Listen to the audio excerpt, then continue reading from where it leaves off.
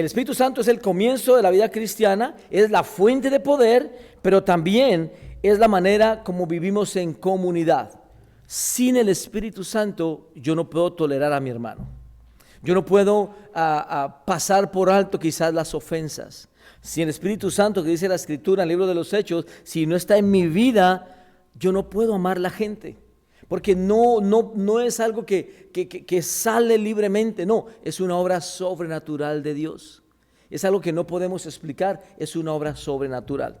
Entonces, el Espíritu Santo es fundamental en la vida del cristiano.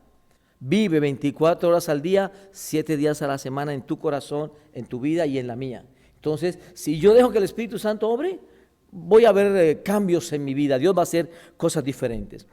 Ahora sí, esa es como introducción para que sepamos lo que ha sucedido estas semanas con el Espíritu Santo, por qué era importante y por qué los pastores han estado enseñando del Espíritu Santo.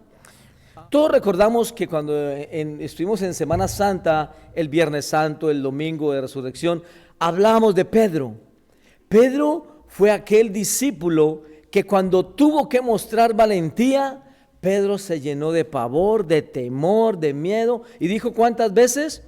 3 veces. No conozco a ese hombre, no sé quién es, no pertenezco a ellos.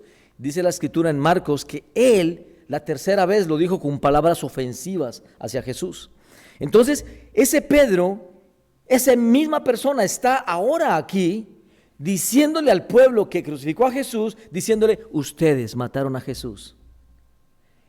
Este Pedro, ¿qué pasó en la vida de este hombre que en menos de un mes estaba escondido, calentándose en el fuego de los que iban a matar a Jesús, y ahora está señalando con tanto valor y tanta boldness, como tanta atrevimiento, diciéndole, ustedes mataron, ustedes crucificaron a Jesús? Pero dice, Jesús fue un hombre aprobado, Jesús Nazareno, varón aprobado por Dios.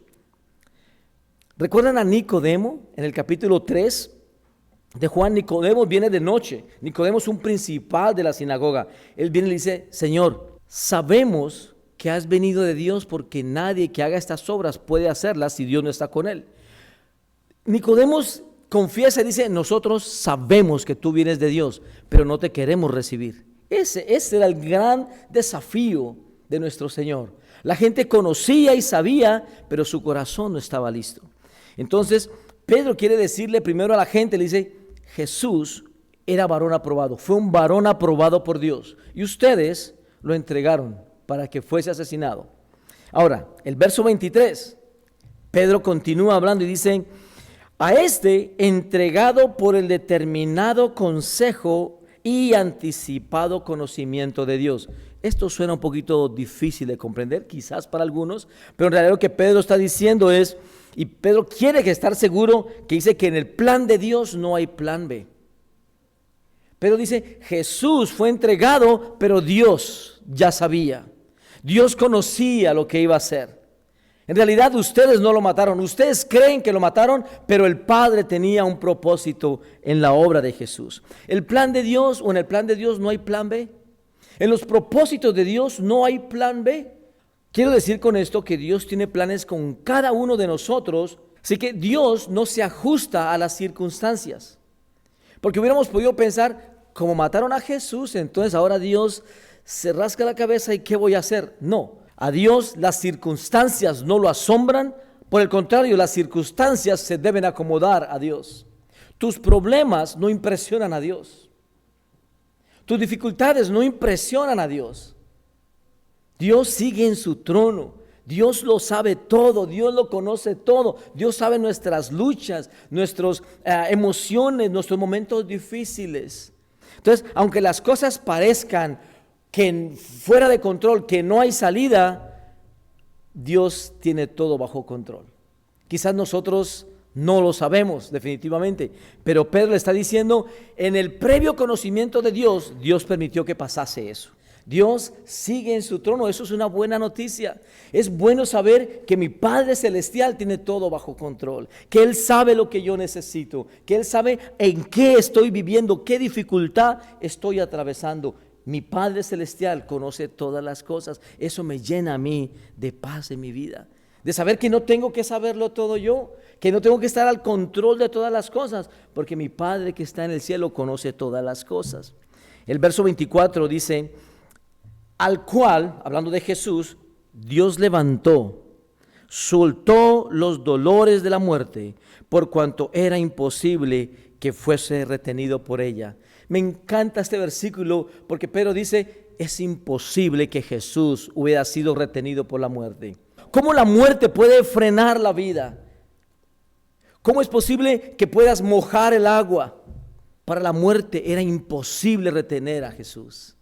La muerte no tiene poder sobre nuestro Señor. Nada tiene poder. Él tiene control sobre todas las cosas.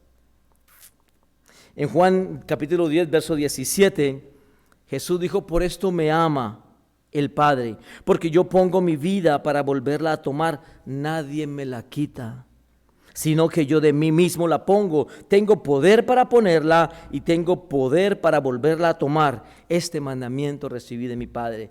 La muerte de nuestro Señor, aunque trajo dolor al corazón de los discípulos, Pedro lloró amargamente. ¿Recuerdan cuando él se arrepiente? Llora amargamente, pero ahora por el Espíritu Santo, yo no veo a un pobre Pedro, a un pobre llorón, a un Pedro que está triste, acongojado. No, veo a un hombre lleno de valor.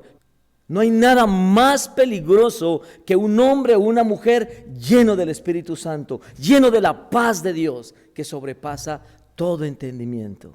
Pedro es un excelente ejemplo y precisamente el Señor le da esta misión porque hubiese sido fácil que cualquier otra persona lo hubiese hecho, pero hasta ahora está Pedro, quien se escondió, quien se llenó de temor, quien cuando debió ser valiente no fue, pero ahora lleno del Espíritu Santo de Dios es otra persona. Por eso es que la gente que nos conoció en un determinado momento nos ve diferente.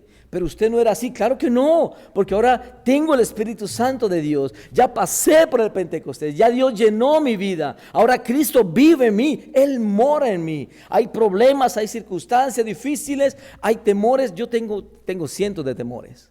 El Espíritu Santo de Pentecostés trajo alivio, trajo paz y trajo valor para ser testigos. Así que el Espíritu Santo nos capacita para hacer algo que no podemos hacer, para llenarnos de Dios. El verso 36 de nuestro texto, sepa pues ciertísimamente toda la casa de Israel que este Jesús, a quien vosotros crucificasteis, Dios le ha hecho Señor y Cristo.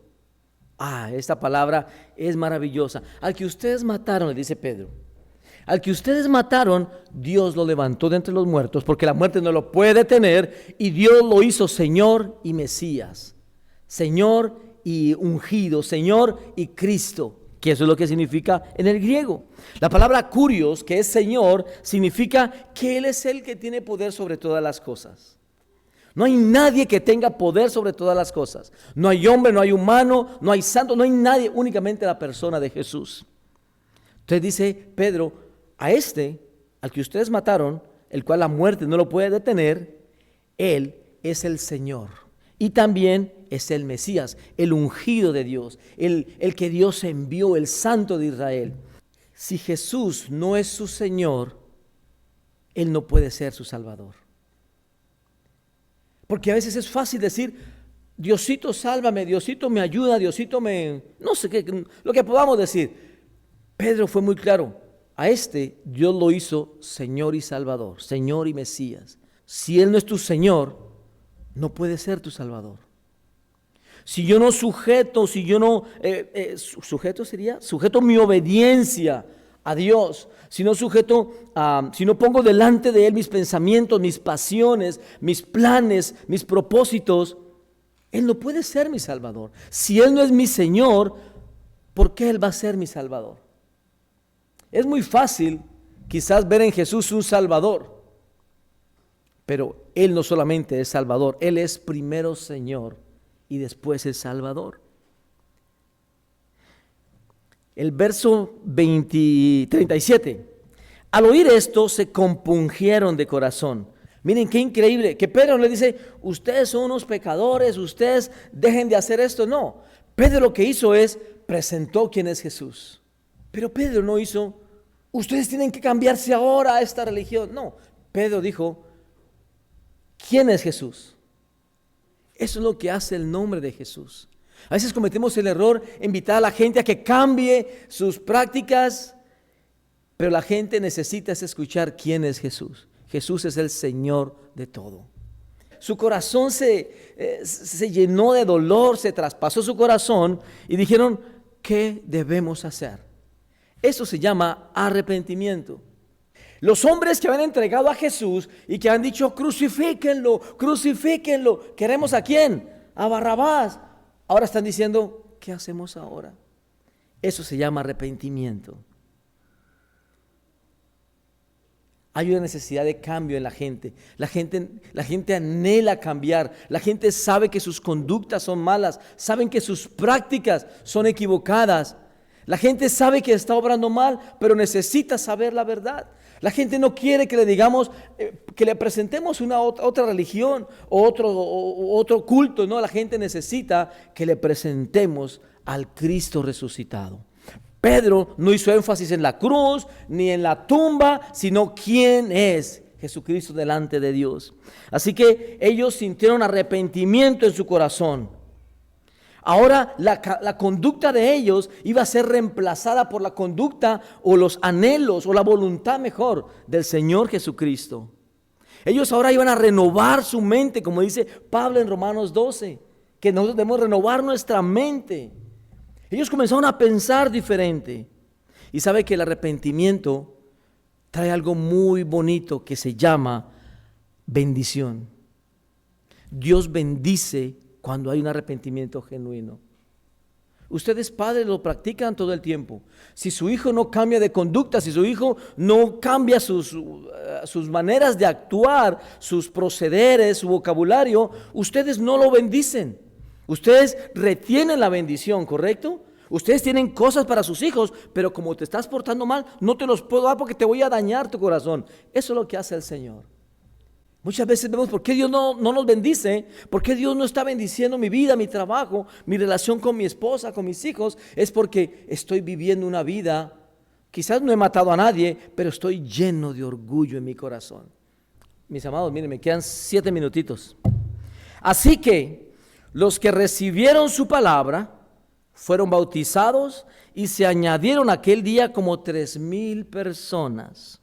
Y perseveraban en la doctrina de los apóstoles, en la comunión unos con otros, en el partimiento del pan y en las oraciones. La palabra utilizada aquí en original es, ellos estaban devotos ellos mismos, o sea, comprometidos ellos mismos. ¿A qué?